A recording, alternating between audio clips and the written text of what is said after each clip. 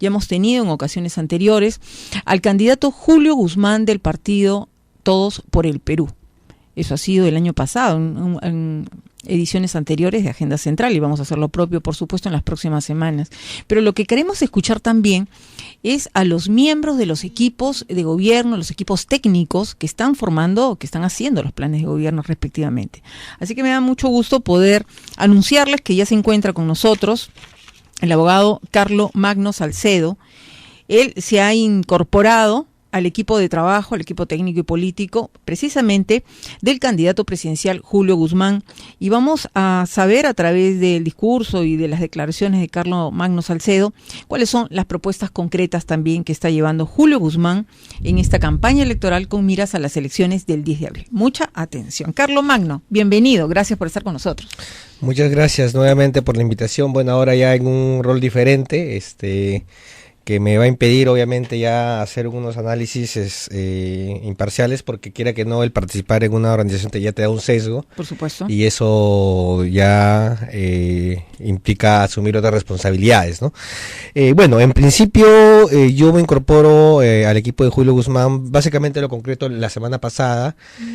Justamente fue una semana en que se incorporaron otras personas como el congresista Daniel Mora, Francisco Sagasti también, que es otra de las personas que se ha incorporado, y se están incorporando más personas. En realidad Félix Murazo ha sido anunciado el día de ayer.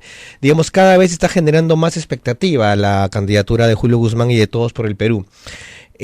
Hasta hace un tiempo ha estado entre los candidatos chiquitos, pero nosotros confiamos que por la claridad de las propuestas que tenemos, dentro de poco ya vamos a estar dando la pelea para los primeros lugares.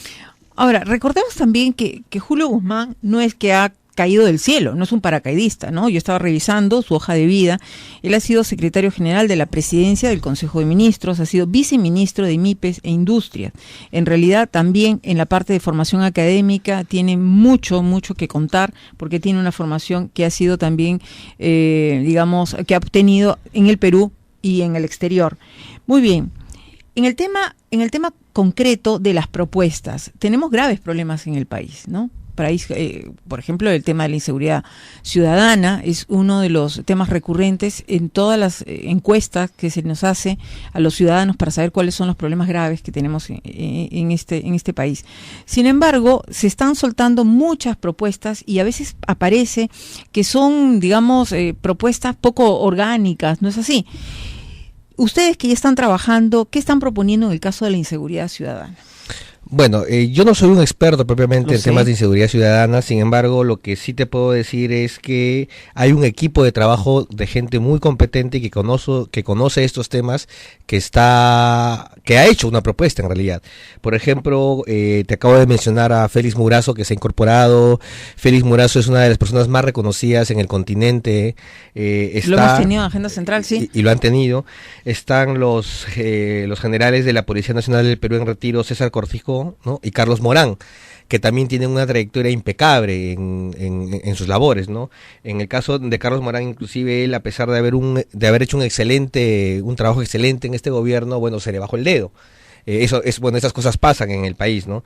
También, por ejemplo, tenemos en el equipo al exdirector de Control de Drogas y Lucha contra el Crimen Organizado, Manuel del Águila, y otras personas más. Y en cada materia, hay un equipo de gente muy competente, gente que yo diría que no solamente, en algunos casos son técnicos, ¿no? Pero en algunos casos también son tecnopolíticos, o sea, son gente que conoce su materia, pero tiene una mirada más política del asunto, que es, una cuestión que consideramos que hay que empezar a perfilar este nuevo tipo de sujeto político.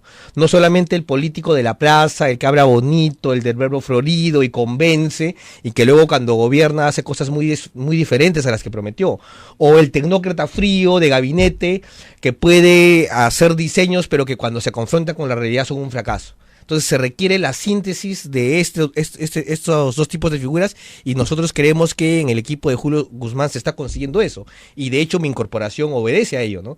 Y mi incorporación no ha sido, algo que se dio de un momento a otro. Yo he averiguado mucho antes, o sea, a ti te consta que yo he estado de alguna manera observando todo el panorama, he recibido otras invitaciones y que aparentemente parecían, que ofrecían mayor viabilidad electoral. ¿no? Entonces, si fuera una cuestión de un oportunismo, yo diría, bueno, pues me subo a este otro coche que ahorita está en las encuestas por encima del 10%.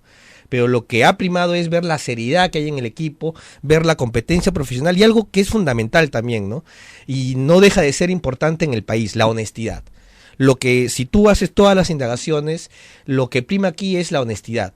Y lamentablemente las candidaturas que están adelante por el momento, todas, absolutamente todas, de una manera u otra, tienen mucha historia que responder, tienen muchas cosas que explicar. Y son esas cuestiones precisamente lo que ha generado tanta desconfianza de los ciudadanos. O sea, los jóvenes, la gente desconfía de la política, no porque la política per se sea una mala actividad, sino porque por los personajes. Lo que percibe los jóvenes, los ciudadanos de los políticos es, oye, hace política porque va a robar, va a hacer obras pero robando, o porque va a favorecerse, se va a enriquecer. Entonces, esa imagen es la que tenemos que desterrar. Porque el país, mientras siga empantanado en la corrupción, no se va a desarrollar. Ninguna bonanza económica en el país se va a aprovechar si seguimos con gobiernos signados por la corrupción. Y esa es una cuestión que es fundamental, ¿no? Es una línea divisoria que hay que trazar. Muy bien, estás tocando el tema, la lacra que tenemos, que enfrentamos en el país con respecto a la corrupción. Y en materia de corrupción, ¿ustedes ya tienen un equipo formado con algunas figuras que puedas compartir con nosotros, que están trabajando para digamos, hacer un trabajo, en el caso de que Julio Guzmán llegue a la presidencia, un trabajo frontal de lucha contra la corrupción? Primero se empieza por casa, ¿no? Una de las cuestiones que uno puede criticar a muchos partidos es que cuando han gobernado, los mismos partidos han sido los corruptos. O sea, no es que la corrupción esté solamente afuera, no es que la corrupción esté en el Poder Judicial, en la policía, no. Ha estado dentro de la casa, o sea, son los propios políticos los corruptos. Entonces, empezando por casa, lo que nosotros ofrecemos es un equipo que de llegar al gobierno, si el electorado nos da su voto, su confianza, somos gente que no va a entrar a robar. O sea, eso es para empezar. Carlos Magno, yo te quiero hacer una pregunta así frontal, porque ya, como tú lo has dicho, ya nosotros, los ciudadanos, no creemos, los periodistas no creemos, descreemos, ¿no es así? Y en 1990, el entonces candidato presidencial Alberto Fujimori, ¿qué nos ofreció? Honestidad, tecnología y trabajo, y ya vemos lo que pasó. Uh-huh. El actual presidente de la República, bueno, no voy a mencionar a Alejandro Toledo ni a Alan García porque ya lo conocemos bien, sabemos bien lo que ha pasado, pero ¿qué nos ofreció el candidato Ollanta Humala? Luchar contra la corrupción. Y vemos también los casos y estas denuncias, este manto de sospecha que cubre incluso a su propia esposa.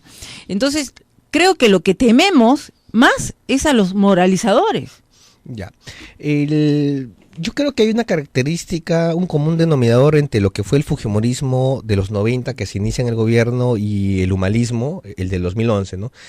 Que tienen un gran defecto. De alguna manera han sido partidos excesivamente personalistas, ¿no? O sea, han sido pequeñas cúpulas que en el poder seguramente se han pervertido, porque ciertamente el poder es un elemento corruptor, ¿no? Existe un famoso dicho de Lord Acton, ¿no? El poder corrompe, el poder absoluto corrompe absolutamente. ¿Qué es lo que evita la corrupción en general? Son los controles, las instituciones. Y una primera cuestión que yo observo es que en torno de Julio Guzmán no está una familia, no está su esposa. Es todo un equipo de mucha gente, además de que mucha de ella yo puedo dar fe porque los conozco su trayectoria. O sea, son gente que tiene algo que se denomina las virtudes ciudadanas, las virtudes cívicas. Son gente que quiere servir a su país. Entonces, eso obviamente yo no puedo decir, va a ser imposible que por ahí se nos cuele un corrupto. O sea, lo importante son los controles que establezcamos al interior. Y ciertamente, si ocurriera alguna de estas situaciones, yo seré uno de los primeros en decir, oye, ¿no? Aquí tenemos un problema, o lo solucionamos, o estamos en dificultades y podríamos dar un paso al costado. Uh-huh. Esa es una primera cuestión. Por ejemplo, nosotros tenemos en el equipo anticorrupción, y de hecho está en la plancha presidencial, a la ex juez Carolina Lizárraga, quien también tuvo una experiencia como jefa de una oficina anticorrupción, que lamentablemente esta oficina no tuvo una mayor continuidad, no se le dotó de los recursos. O sea, esta oficina, recordarás, fue creada en el gobierno de Alan García.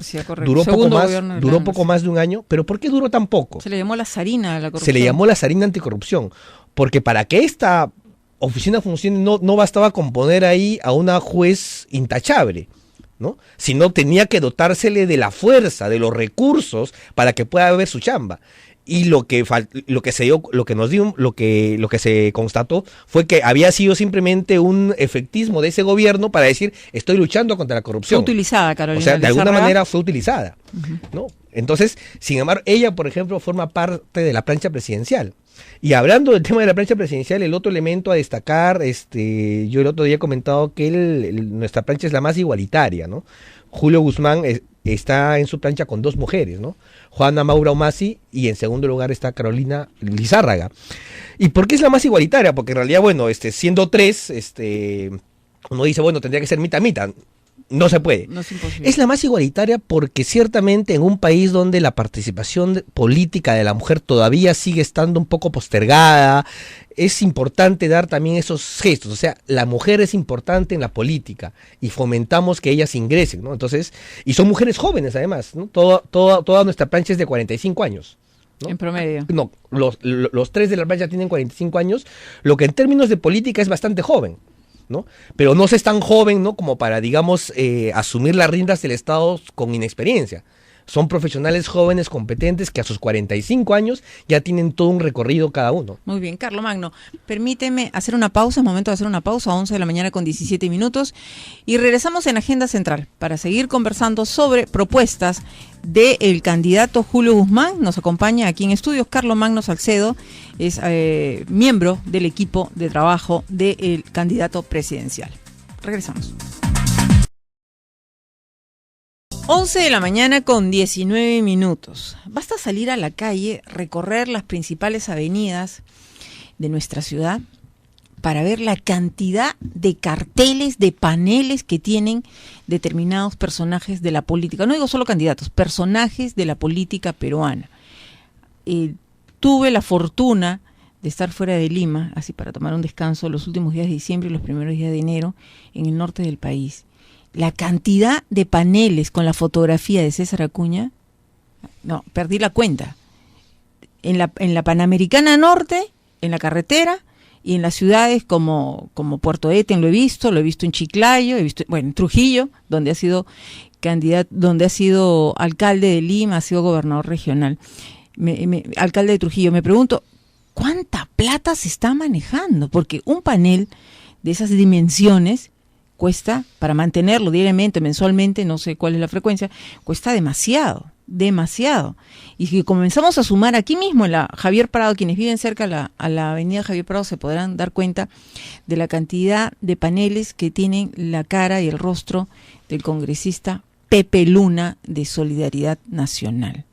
¿Ah? Podrán decir, no, lo pago de mi bolsillo, lo paga la universidad, porque Pepe Luna, ya sabemos, es el dueño de una universidad, como César Acuña, dueño de una universidad, pero tanto dinero, ¿ah?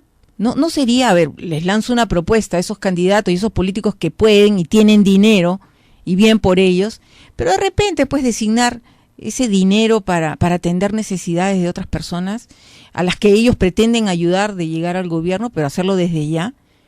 Mucho dinero en campaña. Muy bien, 11 de la mañana con 21 minutos. Seguimos conversando con Carlos Magno Salcedo. Está trabajando y apoyando al candidato presidencial Julio Guzmán.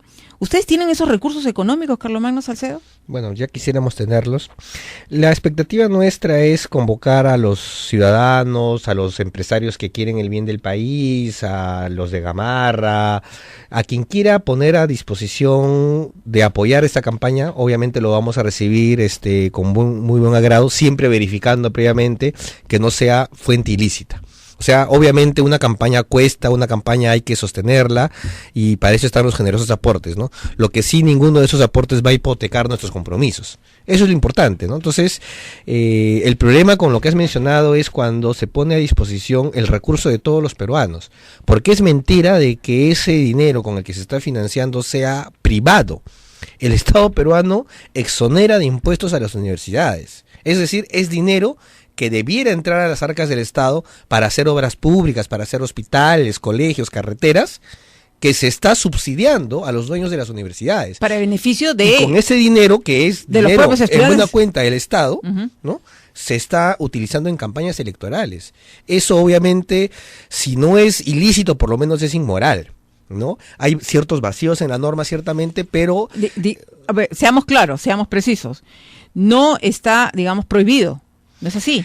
No es ilegal. Sin embargo, es un tema ya de ético y moral. La ley no se ha puesto en todos los supuestos y lamentablemente a veces para efectos de sancionar hay criterios de interpretación que tiene que estar así puesto en negrito una acción para sancionarla. Es que asumimos que las universidades no son máquinas electorales, pero es evidente, ni fábricas electorales. Es evidente que se está haciendo publicidad electoral encubierta, o sea, cualquier persona se da cuenta. En todo caso, esperemos pues que el jurado electoral especial correspondiente adopte las medidas, ¿no? Pero lo importante es que habremos, si a nosotros nos falta plata, nos sobra energía. Ayer fue la entrevista, por ejemplo, en Cuarto Poder, que es un medio que tiene mucha sintonía, donde estuvo en un primer momento el candidato PPK y luego estuvo nuestro candidato, ¿no? O sea, yo he invitado a mis seguidores en el Facebook, en el Twitter, que vean ambas entrevistas y las comparen, ¿no? Mientras ves a un PPK cansado que empieza la entrevista diciendo me quiero ir a dormir, ¿no? Tú ves luego a un Julio Guzmán con toda la energía, la vitalidad de la gente que se está comprando un pleito por tratar de cambiar este país. Yo creo que esa es una primera imagen que es importante. Otro segundo elemento que nos parece fundamental es que nosotros sí tenemos un eje sobre el cual centrar nuestra propuesta, ¿no? Mientras que hay algunos partidos que lo que te proponen son una suma desarticulada de propuestas, ¿no? Es como un collage, ¿no? Un collage que tú armas. A ver, ¿cuál es ese eje? El eje tiene que ver con lo que nosotros llamamos una revolución educativa. Mientras que la mayoría de propuestas se preocupan en infraestructura, de repente, en obras, en cemento solamente, que es importante, o solamente se preocupan de la minería, lo que nosotros nos preocupamos es invertir en la capacidad de las personas. Los países se desarrollan no porque tengan más recursos minerales, más recursos naturales, se desarrollan porque su gente es capaz, es capacitada. Y eso implica una revolución educativa. Una revolución educativa, ojo, que no es solamente la educación superior. Ciertamente yo me he involucrado al proyecto de Julio Guzmán junto con Mora y Sagasti, precisamente porque nos ha interesado fundamentalmente el tema de la educación pública, ¿no? La universidad pública que ha sido abandonada por décadas por el Estado peruano y obviamente, pero esa es la cúspide. ¿Le atribuyes algún logro a la gestión de Jaime Saavedra en materia precisamente de educación? Sin duda, yo creo que ¿Se ha avanzado después de muchas gobierno? gestiones ha avanzado. O sea, creo que entre los pocos logros que va a tener este gobierno, lo que se está haciendo en materia educativa es importante, pero obviamente hay que seguir haciéndolo. O sea, ahora, no se puede hacer nada sin mejora económica. Y el país en esa materia está prácticamente, no sé si paralizado, pero estamos casi congelados, porque la desaceleración económica se está reflejando en las cifras económicas. Aquí tenemos a varios gremios, dirigentes de gremios que han pasado por nuestro programa, quejándose por la inacción del presidente Ollanta-Humala y de su gobierno. Yo creo que más que la inacción del presidente Ollanta-Humala ha tenido que ver con la lógica como los que dominan en los ministerios que tienen que ver con los sectores económicos, empezando por el MEF, han impuesto a todos los últimos gobernantes, a todos, una lógica que se denomina la del piloto automático, que dice, ¿sabes qué? El Estado no puede hacer nada, que el Estado simplemente se encargue como un tesorero, un cajero, ¿no? De ver qué ingresa, ¿no? Y qué le da al tesoro público, pero que no se meta en nada.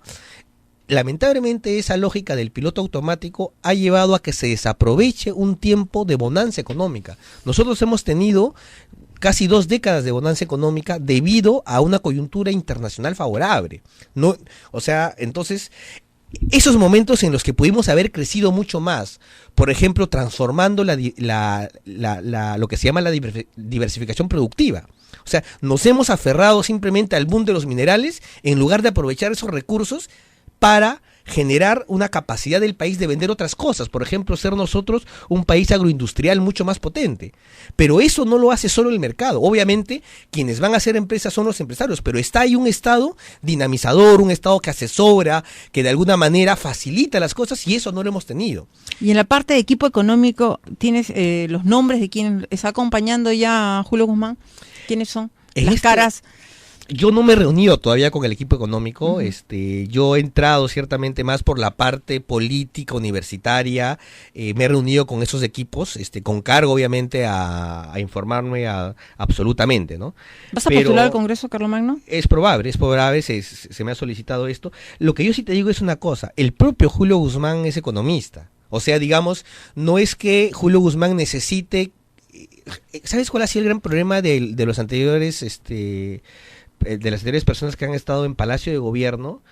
Que en realidad se han dejado dominar por los tecnócratas. Por ejemplo, yo creo que uno de los problemas de Ollanta es que no ha tenido capacidad de cuestionar las propuestas de los tecnócratas.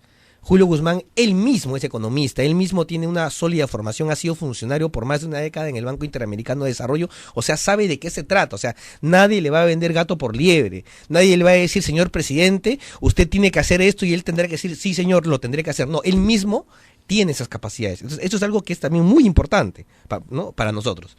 Respecto a las postulaciones, ciertamente ya se va a decidir en estas semanas que vienen, ¿no? Pero por ahora lo que estamos enfocados es en fortalecer el equipo, ¿no? Porque este jueves, dicho sea de paso, vamos a presentar nosotros un equipo técnico, vamos a conocer a más gente, para justamente que vean de que esto no se trata de una persona.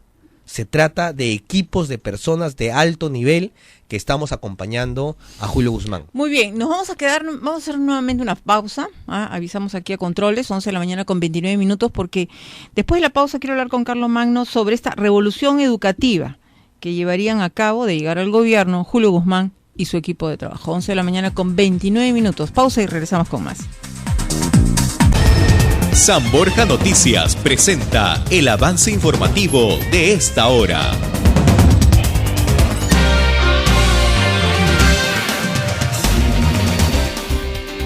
Buenos días, bienvenidos a la información en diálogo con Agenda Central de Radio San Borja. Carlos Magno Salcedo, integrante del equipo técnico de Todos por el Perú, afirmó que dentro de su partido hay un mecanismo de trabajo de gente muy competente que conoce a la perfección el tema de seguridad ciudadana. En otro momento, el abogado aseguró que en el entorno de Julio Guzmán no está su familia como ha ocurrido con anteriores gobiernos, sino hay un equipo de personas muy capacitadas que buscan contribuir con sus conocimientos y acciones para el bienestar de nuestro país. 11 de la mañana con 33 minutos. Nuestro trabajo como comunicadores y como periodistas siempre busca mantener una posición imparcial para llevarles a ustedes todas las voces, ¿no? Todas las propuestas. Ese es claramente nuestro deseo, más allá de nuestro corazoncito. Lo importante es que ustedes puedan escuchar, y este es el ánimo que siempre lleva adelante nuestro programa, que a través de Agenda Central usted, amigo oyente, puede escuchar las propuestas de nuestros invitados. Pero si en algo creo que coincido con muchos de ustedes, es que nosotros queremos gente que llegue a cargos de funcionarios públicos, gente que sea, lo voy a decir claramente, que sea mejor que nosotros, ¿no es así? Los 130 candidatos al Congreso de la República, las personas que buscan estar en el Congreso de la República, tienen que ser gente mucho mejor que nosotros, en todos los sentidos. No tener antecedentes policiales, no tener antecedentes judiciales, no tener antecedentes penales, no tener problemas pues por juicio de alimentos, por no reconocer a sus hijos. Definitivamente tiene que ser gente mejor que nosotros, porque son funcionarios públicos y van a trabajar supuestamente, y tienen que hacerlo por el país, y trabajan con dinero que nosotros, con nuestro dinero, con el dinero que nosotros pagamos a través de los impuestos. 11 de la mañana, 34 minutos. Soy una de las convencidas que nuestro país necesita cambios importantes, cambios en la mentalidad de no solo quienes conducen, sino también de los electores, que somos las personas que elegimos a las personas que van a estar en los cargos más importantes. Seguimos conversando con Carlos Magno Salcedo. Carlos Magno, te has integrado, lo dijiste la semana pasada, al equipo técnico y político del candidato presidencial Julio Guzmán, del partido Todos por el Perú. En otras oportunidades hemos hablado de este tema, del tema moral, de los problemas graves que tenemos, de esa idea que tenemos los ciudadanos de que los políticos solo están en esos cargos para enriquecerse. Muy bien, ¿cómo cambiamos ese chip en la ciudadanía? ¿Qué aportes pueden hacer ustedes desde Todos por el Perú? Yo creo que lo primero es el ejemplo, ¿no? Los políticos no solamente hacen política para administrar un sector del Estado, para representar, ellos también son un ejemplo moral para toda la patria. Si tu clase política es corrupta, entonces el policía corrupto dice, bueno, o sea, todos son corruptos. O sea, el ejemplo empieza por aquellos que juegan de alguna manera ese rol como los padres de la patria. Por eso se les llama los padres de la patria. Ahora, es justo decir también que todas las figuras que tenemos nosotros en el Congreso de la República, no todos podemos meterlos en la misma bolsa, ¿no? Por supuesto, pero hay son figuras las notables. excepciones. Son las excepciones que confirman una imagen generalizada de que la gran mayoría de políticos no le hacen honor al cargo, son corruptos, desmerecen la función pública, ¿no? Yo creo que eso es lo primero y es lo fundamental. Y como te decía en la secuencia anterior, si yo precisamente me he integrado es porque eso es lo que he identificado. Gente honesta, gente que tiene ganas de hacer las cosas bien. ¿Qué nos va a garantizar Julio Guzmán en el escenario que gane la presidencia de la República? Yo creo que, en primer lugar, un gobierno tecnopolítico, un gobierno técnico, pero a la vez con una visión de Estado. O sea, nosotros lo que queremos es que en 20 años creemos firmemente que el país puede ser desarrollado, los países se desarrollan ahora en menos tiempo, como yo te estaba hablando de la revolución educativa. Efectivamente. La revolución educativa empieza en el vientre de la madre. Durante los primeros cinco años de vida es cuando el ser humano se forma en su estructura fundamental. Es ahí donde el Estado tiene que ocuparse de que todos, absolutamente todos, tengan una adecuada formación, estén nutridos, estén bien alimentados. Entonces, un primer aspecto de la revolución educativa es qué hacemos con toda la educación inicial.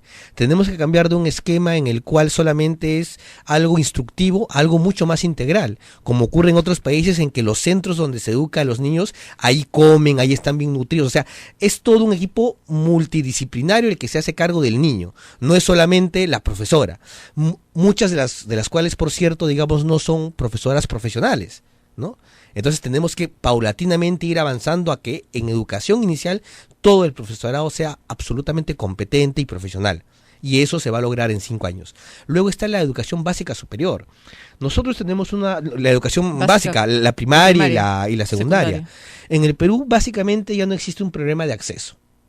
Prácticamente es casi 100% de las personas que pueden acceder al sistema educativo. El gran problema es la pésima calidad de la educación.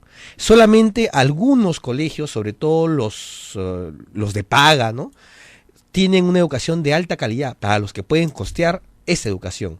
Entonces, un segundo aspecto es invertir en la calidad de las personas a través de una educación de calidad y sobre todo la educación pública, porque la mayoría de los peruanos acceden a la educación pública. Entonces, ese es otro aspecto fundamental que tenemos que hacer. En ese sentido han habido importantes avances en la actual gestión con el ministro Jaime Saavedra. Obviamente nos interesaría a nosotros de que él pueda continuar en una gestión en el gobierno nuestro. ¿Por qué? Porque lo importante no es dónde gobernar. Si alguien lo hizo bien y conoce su chamba, pues él hay que mantenerlo. No harían borrón y cuenta nueva. De ninguna manera. O sea, no somos hay cosas que se han hecho bien, ciertamente, pero hay cosas sobre las que se han hecho hay que avanzar mucho más rápido, ¿no? Y esta parte educativa concluye pues con la educación superior. Y en la educación superior, digamos, el gran problema que tenemos en el país es que no tenemos ni una sola universidad peruana, ni las más ranqueadas dentro del Perú, que estén siquiera entre los primeros 500 puestos en el mundo. ¿Ha sido un avance la ley universitaria? Yo creo que es un gran avance, pero es solamente un inicio. Además es un avance que está siendo torpedeado por muchos intereses y muchos lobbies. Lo que se ha conseguido la semana pasada puede parecer muy poco, pero no solamente nos hemos traído abajo al rector Pedro Cotillo, un rector corrupto, porque además se han enquistado mafias en la universidad pública, sino es el inicio de un cambio. Pero obviamente no basta cambiar el rector, lo que se necesita es cambiar de lógica. ¿Por qué es buena la ley universitaria? ¿Por qué es que Daniel Mora está en nuestro equipo? ¿No? Porque sobre todo es una ley que cambia el enfoque. Se centra en la calidad, se centra en la meritocracia, se centra en pedir estándares de calidad, se centra en decir, ¿sabes qué? Cualquiera no puede dictar en la universidad tienen que estar los mejores. Entonces son una serie de aspectos que ciertamente cuestionan un statu quo. La universidad pública peruana se ha llenado de gente muy mediocre. Yo lo sé, yo enseño en la universidad pública peruana, ¿no? Mucha gente que ha ascendido en puestos burocráticos en la universidad, no por sus capacidades, sino por las camarillas. Entonces, eso se tiene que cortar. Ahora, el profesorado, tanto en los niveles educativos que has mencionado, tienen gravísimos problemas, arrastrando graves problemas. De hecho, ellos siempre demandan mayor reconocimiento, mayores salarios, mejores condiciones de trabajo. Ahí, ¿qué propuesta ustedes tendrían para mejorar la calidad de vida también del profesorado, que es un elemento fundamental en la educación peruana? La inversión en las remuneraciones de los docentes ciertamente ha mejorado en los últimos gobiernos paulatinamente, pero creo que no todo es remunerativo, ¿no? El problema en el Perú es que lamentablemente la profesión docente de la educación primaria y secundaria está muy es casi nadie quiere ser profesor. Venida menos hasta socialmente, ¿no? Justamente ahí está el tema. Digamos, tú en Finlandia, en los países nórdicos, ser profesor es uno de los máximos honores. O sea, no cualquiera es profesor. Aquí, lamentablemente, la lógica que ha primado es que es profesor aquel que no pudo acceder a una carrera más rentable. Y eso tiene que ver con el maltrato muchas veces a la carrera docente. Entonces yo creo que se necesita toda una serie de cambios que no solamente pasan por la remuneración. Hay toda una cuestión que tiene que ver con invertir en capacidades. Al docente hay que formarlo permanentemente. Luego hay toda una reforma administrativa que hay que hacer. Ciertamente hay un manejo demasiado burocrático de los colegios, de las UGELes, en las cuales los propios directores están amarrados, están atados. Entonces se necesita mucha más libertad para las promociones de los docentes, para hacer que exista de verdad una carrera, o sea, que el docente sienta que desde que empezó hasta cuando es docente a los 20 años, de verdad ha avanzado. No como ocurre ahora de que pueden pasar 20 años y tus ascensos son muy poco significativos respecto al que recién empieza. Entonces, oye, digo, ¿para qué he hecho una carrera de 20 años si aquel que recién empieza gana casi igual que yo? O sea, se necesita fomentar también una meritocracia a nivel del sector de educación. Muy bien, Carlomagno, vamos a tener oportunidades para poder seguir hablando de las propuestas del partido Todos por el Perú, que está postulando a la presidencia al candidato Julio Guzmán, economista Julio Guzmán. Muy bien, finalmente, sabemos que esta noche se va a producir la inscripción. Coméntanos un poco para cerrar la entrevista. A las 8 de la noche nos vamos a preconcentrar muy cerca del jurado electoral especial, y además hemos escogido la noche no porque estemos buscando la última hora, sino porque ya a las 8 de la noche ya es de noche, y el símbolo de nuestro partido es la antorcha que ilumina. Entonces, justamente para poder nosotros hacer un gesto simbólico con nuestras antorchas, hemos buscado la noche, ¿no? Para que se simbolice la antorcha que ilumina en la oscuridad. Entonces es por eso que va a ser en horas de la noche. Esperamos contar con nuestros simpatizantes, con los jóvenes morados que están haciendo un gran trabajo, con organizaciones populares que se están sumando a nuestro esfuerzo. Va a ser una fiesta democrática ciertamente esta inscripción. Esperemos que los medios nos puedan acompañar, así como acompañan a los candidatos que están por ahora primero en las encuestas, en los primeros lugares. Muy bien, entonces ya lo dijimos, va a haber nuevas oportunidades para poder tener aquí no solo a Carlomagno Salcedo, sino otras figuras del partido Todos por el Perú. Muy bien, pausa y regresamos con más. Gracias, Carlomagno.